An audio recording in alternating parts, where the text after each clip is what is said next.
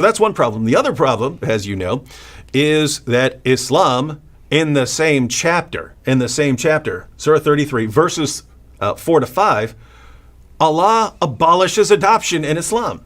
Right? He says, no longer call them by their adopted parents' names. Call them by their original father's names, which means you're not adopting them, right? So to be clear, in Islam, you can take care of an orphan or something like that. That's right. But you cannot adopt them. Yeah, you don't adopt them. They don't become part of your family.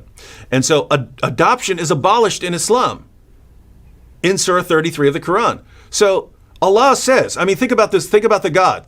Muslims, think about the God you're serving here, right?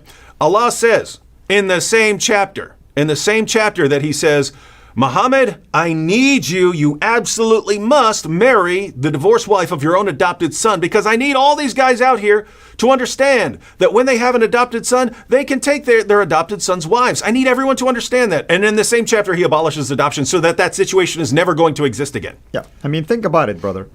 One action, one lustful action by one man who supposedly to be the model for mankind, the mercy for mankind, destroyed a marriage, destroyed the act of compassion to adopt people who are fatherless or maybe didn't have any family, orphans, if you wish, and exposed that the God of Islam actually is a God of lust that promotes lust, does not rebuke lust.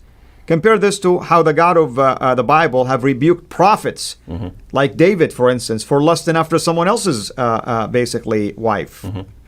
Yeah, and not to mention just apparently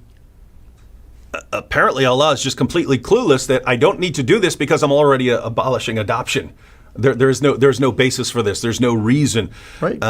So it's just a very, very weird situation. But lots of Muslims become troubled by this passage. There are many Muslims who their journey out of Islam started with realizing this. Wait a minute. This is why Allah is telling Muhammad to marry the wife of his own adopted son, so that other people will understand that it's a good thing to do. It's fine with Allah. But then the situation's never going to rise again. This sounds like Muhammad is just receiving revelations to justify his behaviors, right, which sounds an awful lot like what Aisha said about him. Your Lord hastens to satisfy your wishes and desires.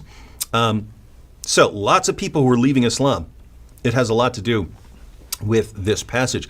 But notice, if you leave Islam and you become an atheist, what basis do you really have for saying that someone should not marry the wife of his own adopted son, or that someone should not receive revelations to justify this sort of thing, or that